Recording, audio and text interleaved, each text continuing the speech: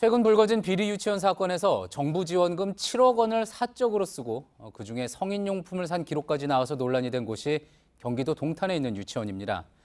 이 지역 학부모들이 비상대책위를 꾸리고 휴일인 오늘 거리로 나섰습니다. 이상화 기자입니다. 유모차를 끌고 온 학부모들이 돗자리 위에 하나둘씩 자리 잡습니다.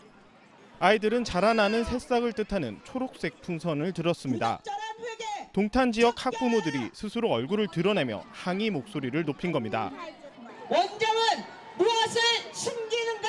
무엇을 숨기는가? 무엇을 숨기는가? 이들은 지난 15일 동탄 사립유치원 사태 비상대책위원회를 만들었습니다. 2016년 경기 동탄에 있는 환희유치원 원장 김모 씨가 누리과정 원금 7억 원으로 성인용품, 루이비통 가방을 사들였다는 사실이 공개된 후입니다. 대책위는 일부 비리 유치원이 급식비에도 손을 댔다고 의혹을 제기했습니다. 그들은 아이들의 건강을 위해 음식을 준비하는 것이 아니라 아이들을 볼모로 배를 채우고 있었습니다.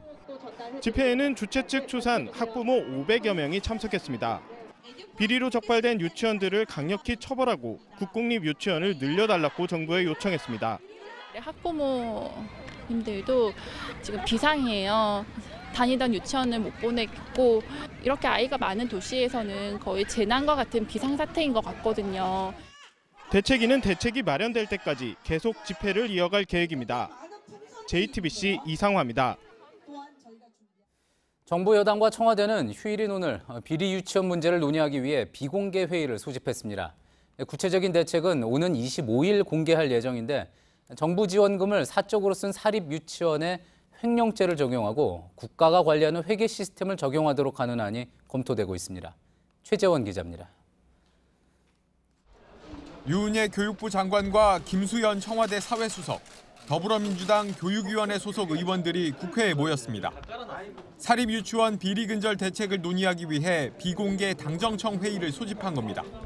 2시간을 넘긴 회의에서는 유치원의 회계 시스템을 손봐야 한다는 의견이 많았습니다. 사립유치원에는 한 해 2조 원 가까이 지원되지만 통일된 회계 시스템이 없어 돈이 어떻게 쓰였는지 감시하기 쉽지 않습니다.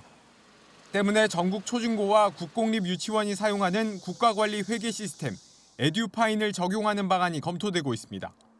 어쨌든 국민의 세금으로 사용되고 있는 부분들도 있어서 유치원의 입장에서도 감당하고 감수해야 될 그럴 것이라고 보고 있기 때문에 지원금을 사적으로 사용한 사립유치원에 대해 횡령죄를 적용할 수 있도록 하는 방안도 검토 중입니다. 사립유치원 비리 문제를 제기한 박용진 의원이 이 같은 방안이 담긴 유치원 비리 근절 3법을 발의했습니다. 박용진 의원께서 유치원 관련한 3법을 지금 만들었다 그렇게 이야기를 해서 당론으로 정하고 그걸 입법화할 수 있도록 노력하겠다. 국공립 유치원의 수를 늘리는 방안도 논의되고 있습니다. JTBC 최재원입니다.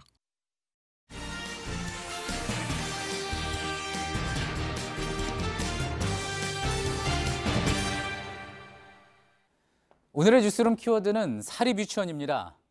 매달 정부가 유치원생 한 명당 22만 원 이상 대신 내주는 누리과정 지원금.